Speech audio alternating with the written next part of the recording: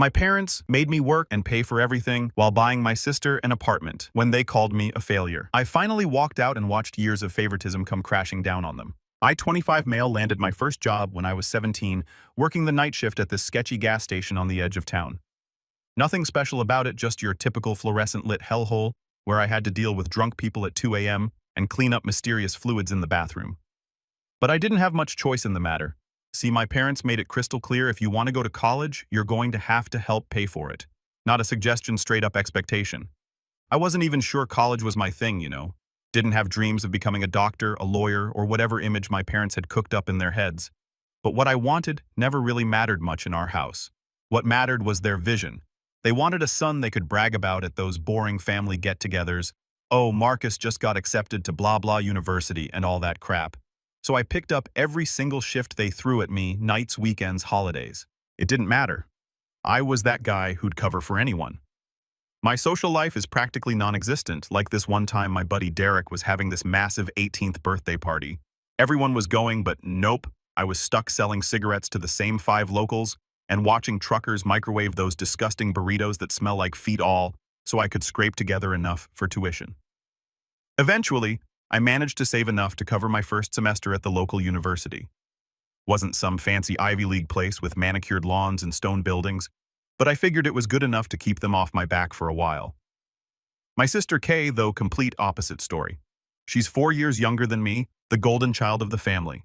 I got to paint the picture for you guys. Kay was that girl in high school who was moderately pretty, but acted like she was God's gift to the universe. She learned early on how to manipulate my parents in ways that would make a CIA operative jealous, like she'd do this thing where she'd fake cry, but only one tear would come out and my parents would practically trip over themselves to fix whatever problem she was having. It was actually impressive in a messed up way.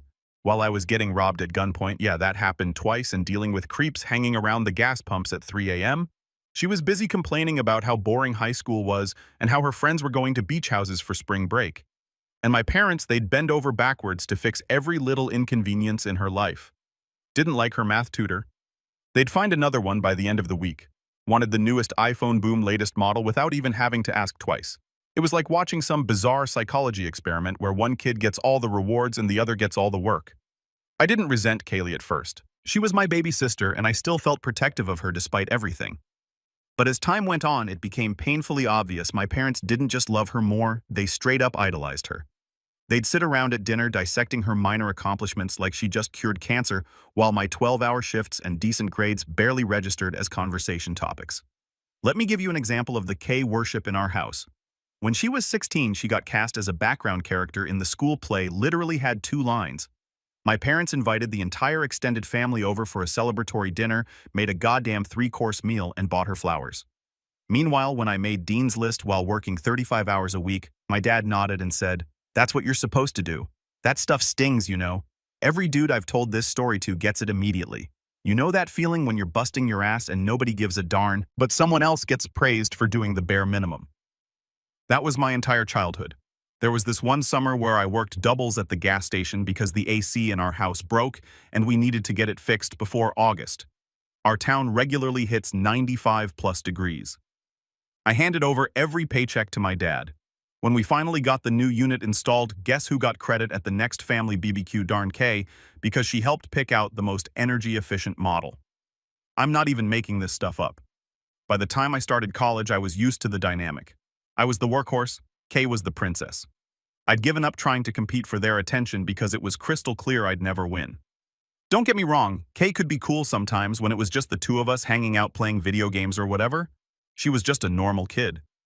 But put my parents in the mix and she'd transform into this manipulative mastermind. It was like she'd figured out early that there was a finite amount of parental love and attention, and she was determined to hoard it all.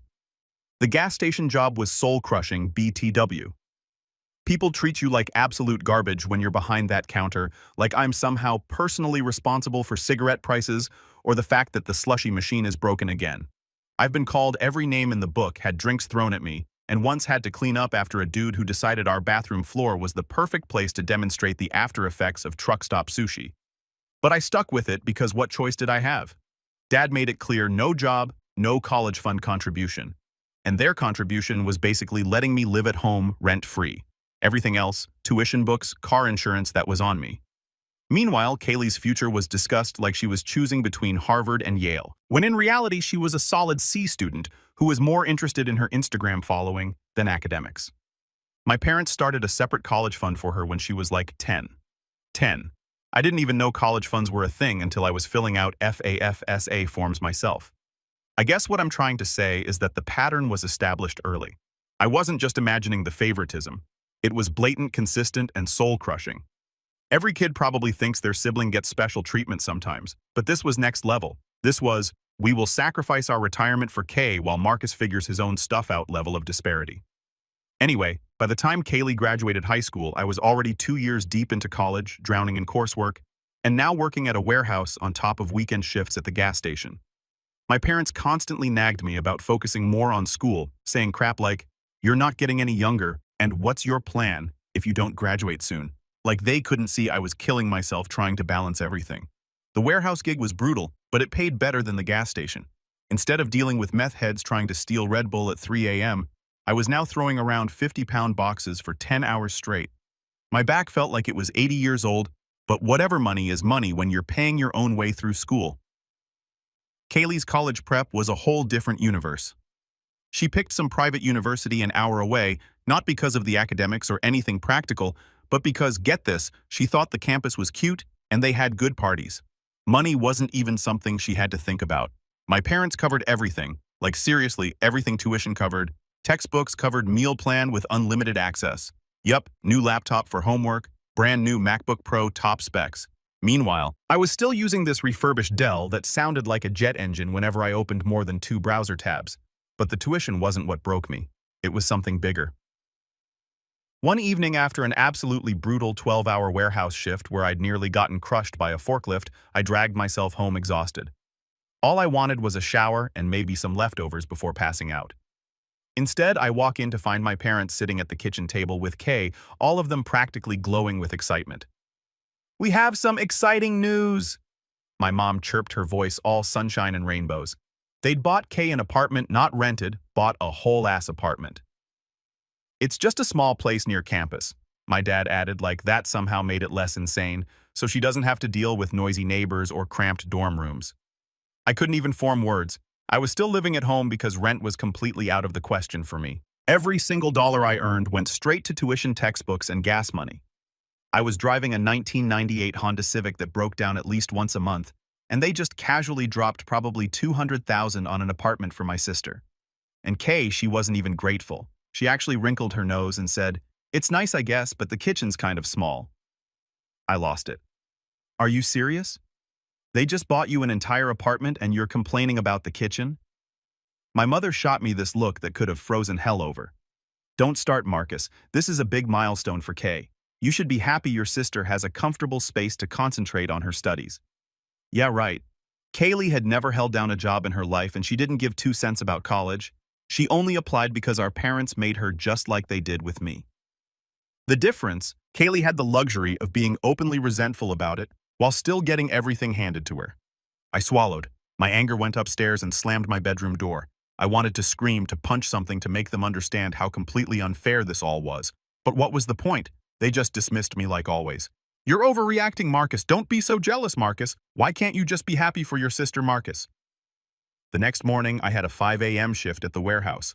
Dad was already up making coffee. I grabbed a granola bar, not making eye contact. "About last night," he started. Here we go, I thought. "I think you owe your sister an apology. She was really excited about the apartment, and you ruined the moment." I nearly choked on my granola bar. "I ruined her moment? Are you kidding me right now?" "Watch your tone," he warned. Classic dad move, can't win the argument, so attack my tone instead. "You know what? Fine," I said, grabbing my keys.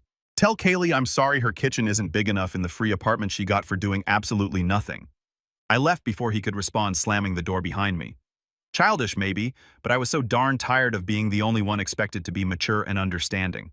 At work that day, my buddy Jason noticed I was off. "You look like you want to murder someone," he said while we were on break. I told him about the apartment situation, expecting the usual, "That sucks, man," response. But Jason got genuinely pissed on my behalf. "That's messed up," he said, shaking his head. "Like seriously messed up. Have they always played favorites this bad? Pretty much, I admitted, but this is next level. What are you going to do? Good question. What could I do? I was still financially dependent on them for housing. I couldn't afford both tuition and rent on my own, not with what the warehouse and gas station paid. Nothing, I said finally. Just keep my head down, finish school, and get the hell out. That's rough, man, Jason said, giving me a sympathetic pat on the shoulder. The apartment became the new family obsession. My parents proudly showed photos to every relative and neighbor, acting like they'd just accomplished something amazing. If you didn't know better, you'd think they were moving into the place with how much they talked about it. It's in this really nice area, my mom would gush to anyone who'd listen. Walking distance to campus security building, granite countertops. I'd just sit there trying not to roll my eyes while silently calculating how many hours I'd have to work to afford even 1 month's rent in a place like that. Meanwhile, Kaylee treated the whole situation with typical Kay indifference. After the initial excitement wore off, she started finding things to complain about. The walls are so bland, she whined one evening while I was trying to force down dinner after a 9-hour shift, and the couch you picked out is too firm. Can't we replace it? My father nodded sympathetically. We'll sort it out, sweetheart. I couldn't hold my tongue. Why don't you paint the walls yourself? It's your apartment, isn't it? Kaylee rolled her eyes. I don't have time for that. Before I could respond, my mother jumped in, her tone sharp as a knife. Marcus, don't be rude. She has enough on her plate with the move-in and starting classes. You know how stressful this is for her. Stressful. Because God forbid Kaylee faced anything remotely challenging in her life. Yeah, I wouldn't know anything about stress, I muttered, thinking about my 60-hour work week, full course load, and the research paper that was due in 3 days that I hadn't even started yet. What was that? My mother asked, her tone warning me not to push it. Nothing, I said, shoving my plate away. I've got homework. I retreated to my room, the only place where I could actually breathe. The moving day was a whole production. Dad rented a U-Haul even though Kaylee barely had any stuff. Mom bought all new everything dishes, towels, bedding, cleaning supplies. They spent the entire day setting up her place exactly how she wanted it. I had exams that week, so I begged off helping. That earned me another lecture about family responsibility, but I couldn't bring myself to care. The thought of spending an entire day watching them fawn over Kay while I did the heavy lifting was more than I could take. When they finally finished moving her in, my parents came home looking exhausted but satisfied, like they just completed some major life accomplishment. You should see it, Marcus, my mom said, scrolling through photos on her phone. It's just perfect for her. I made appropriate noises of interest while wondering if they'd ever put this much effort into anything related to my life. The answer, of course, was no. That night, I made a decision. I needed to get out, not just eventually, but as soon as possible. This house, this family dynamic, it was slowly crushing my soul. I'd find a way to make it work financially. I'd take out more loans if I had to. Whatever it took to escape the constant reminder that I was the afterthought, the one who had to work for everything, while watching Kay coast through life on their generosity. Little did I know, things were about to get way more complicated. About 3 months into Kaylee's first semester, things started getting weird. She stopped coming home on weekends, which honestly wasn't that unusual. She'd always been social. But when my mom brought it up at dinner, acting all hurt that her baby wasn't visiting, I noticed something. My dad looked uncomfortable, like he wanted to say something but decided not to. I figured they'd had an argument about it or something. Then came the money requests. First, it was just small stuff that my parents didn't question. The utility bill was higher than I expected. I need to buy this special textbook for my class. But soon it escalated to bigger stuff. My car needs repairs, the car they bought her for graduation BTW. I need to pay a deposit for a spring break trip with my friends. My parents handed over cash without question, and I mean literally cash. I saw my dad counting out $100 bills from the safe in their closet one night when he thought I was at work. Meanwhile, I was picking up every overtime shift I could get just to afford ramen and gas money. One weekend in November, I was at home studying for midterms when my mom came into my room holding an envelope. Marcus, could you do me a huge favor? I accidentally took some of Kaylee's financial aid forms when I was helping her organize last week. She needs them. ASAP for the bursar office. Could you drop them off? I wanted to say no. It was my only day off in 2 weeks and I had a massive economics exam on Monday. But the look on my mom's face told me this wasn't really a request. Fine, I sighed. I'll head over there now. Oh, and maybe take her out to lunch while you're there, my treat. She handed me $50 along with the envelope. Great.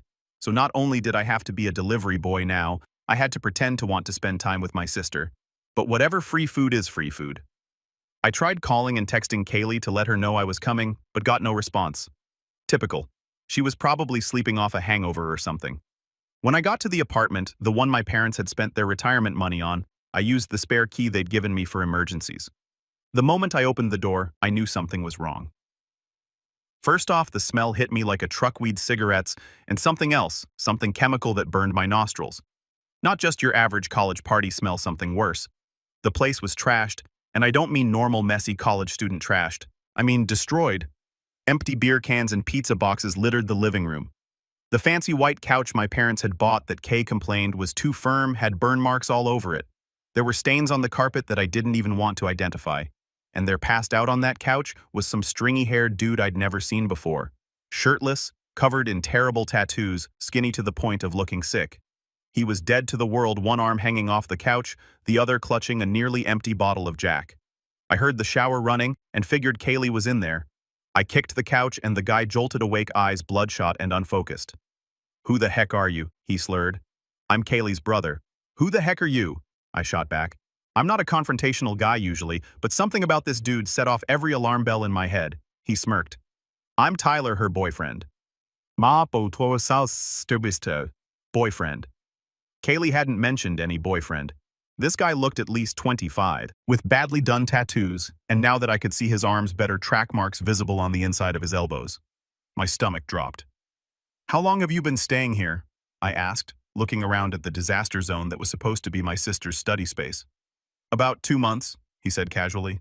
"Your sister's cool, man, real generous." He laughed like there was some joke I wasn't getting. Before I could respond, Kaylee emerged from the bathroom wrapped in a towel. She froze when she saw me. "Marcus, what are you doing here?" Her voice was high, panicky. She looked thinner than I remembered, with dark circles under her eyes and a scabbed-over sore at the corner of her mouth. She looked rough, really rough. "Mom sent me with your financial aid forms," I said slowly, taking in her appearance. "What's going on here, Kay?" "Nothing. Tyler's just visiting for the weekend." She shot him a warning look. "That's not what he said," I replied. "And what's that?" I pointed to a small metal pipe and what looked like a small baggie of crystals on the coffee table that I hadn't noticed before. "It's nothing." She rushed forward, sweeping the items into a drawer. Just some stuff for a party." I'm not an idiot. I'd worked enough late nights at the gas station to know what meth looked like. Heck, I'd had to call the cops twice on people shooting up in our bathroom. My baby sister, the golden child, was using, and based on her twitchy behavior and weight loss, it wasn't just recreational. "How long has this been going on?" I demanded. "Is this where all that money's going to support this loser and buy drugs?" Tyler stood up, swaying slightly. "Watch your mouth, bro." "I'm not your bro," I snapped. "How old are you anyway? And do you have a job, or are you just living off my parents' money?" Ty took a step toward me, but Kay stepped between us, clutching her towel. "Please, Marcus, don't make a big deal out of this. Tyler's just going through a rough patch and I'm helping him out. We're careful, I swear." "Careful, Kay. That's messed up meth. There's no careful with that stuff." I looked around the trashed apartment, the apartment my parents had sacrificed for, had bragged about, had thrown in my face as an example of their support, all while their precious daughter was funding a deadbeat's drug habit and getting pulled into addiction herself. "You need help," I said finally.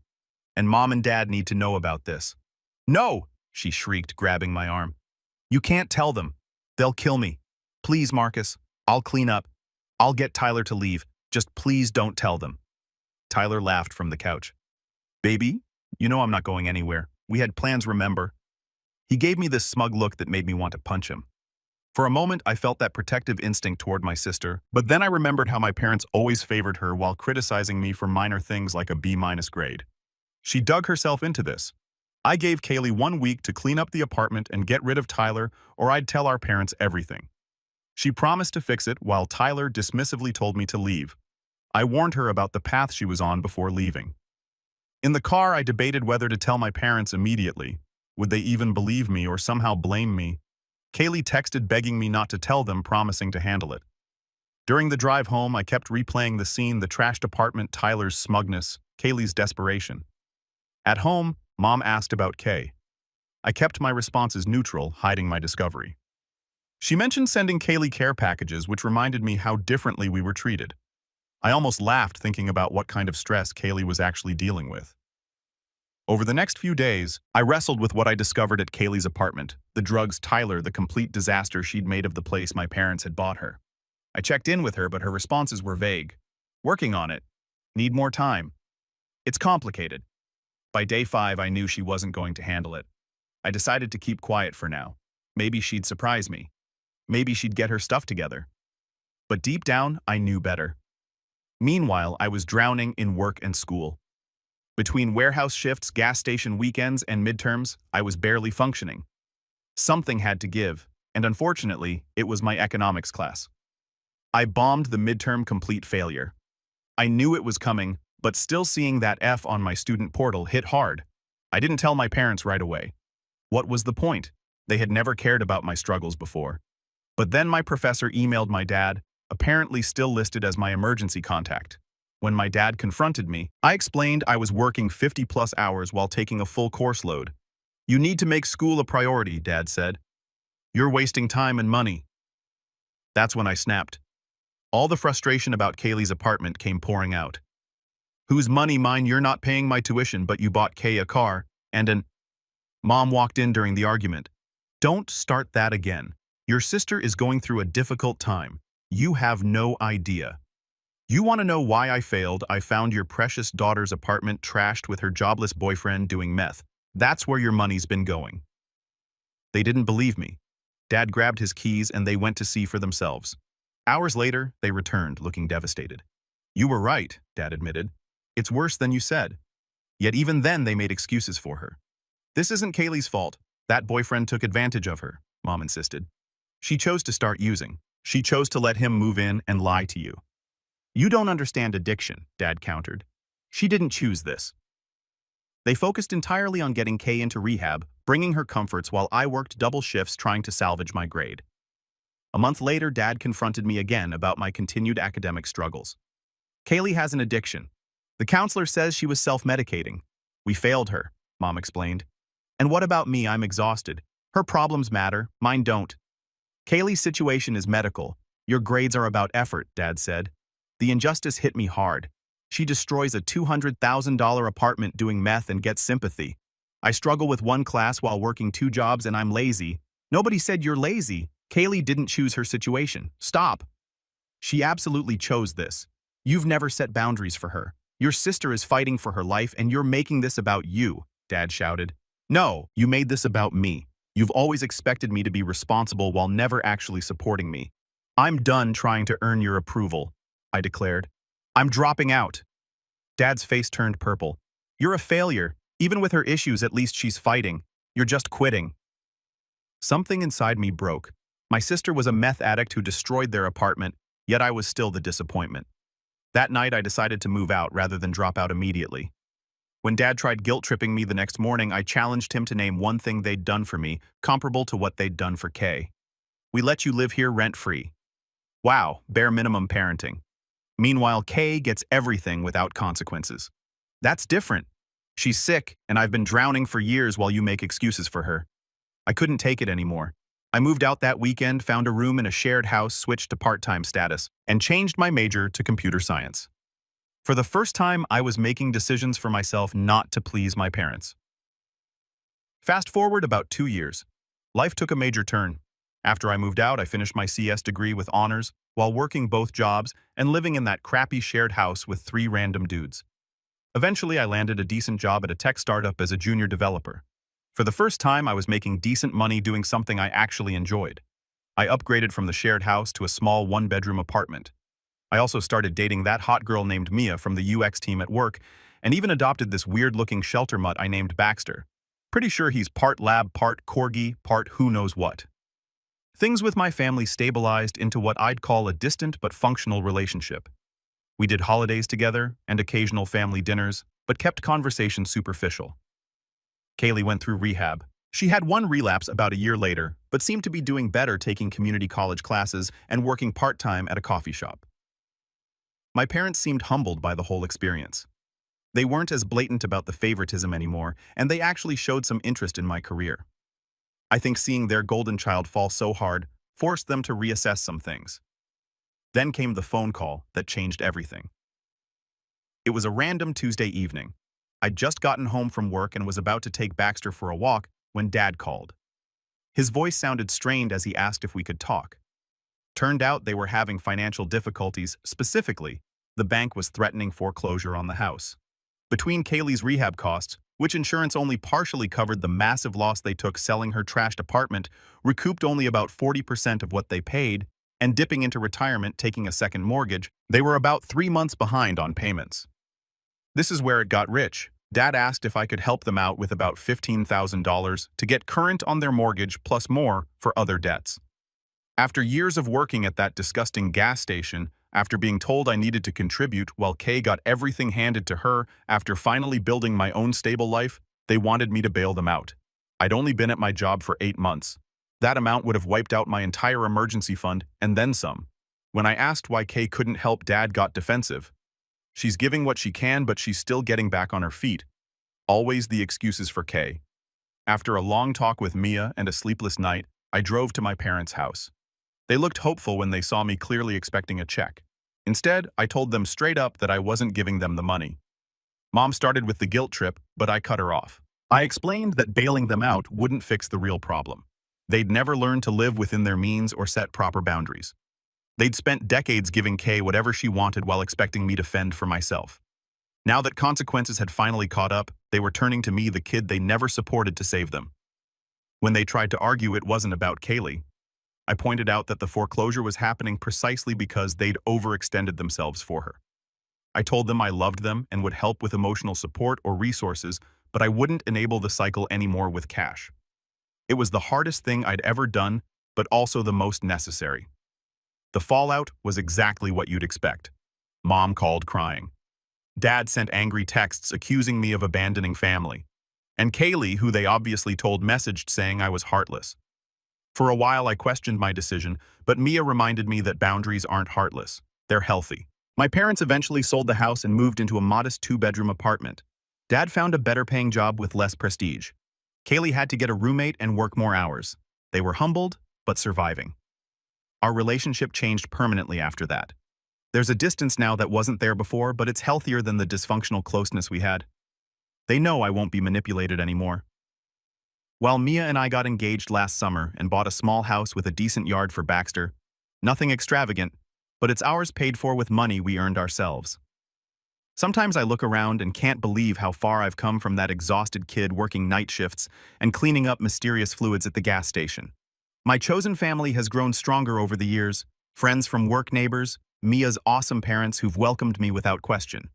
We have game nights, cookouts, people who help without keeping score. It's what family should be, supportive without manipulation. Thinking about starting our own family soon brings up complicated feelings about parenthood. I know exactly what not to do. Don't play favorites, don't make one kid work while giving everything to another, don't dismiss legitimate struggles. But the positive model is harder to envision. I just know my kids will be valued for who they are, not what they achieve or how convenient they are. And oh, the exhausted, resentful kid working double shifts at that gas station wouldn't recognize me now, not just because of external success, but because of internal peace. I'm no longer defined by my family's opinion or support. I built this life brick by brick, sacrifice by sacrifice. It's mine, and nobody, not even family, gets to take that from me. That's the real success story. Edit, holy cow, this blew up overnight. Thanks for all the awards and comments. To the people asking if this is real, yeah, unfortunately it is. To those saying, I'm a jerk for not helping my parents, you clearly didn't read the whole story about working at the gas station while they bought my sister an apartment. And to everyone sharing similar experiences, it sucks that so many of us went through this, but it's good to know I'm not alone.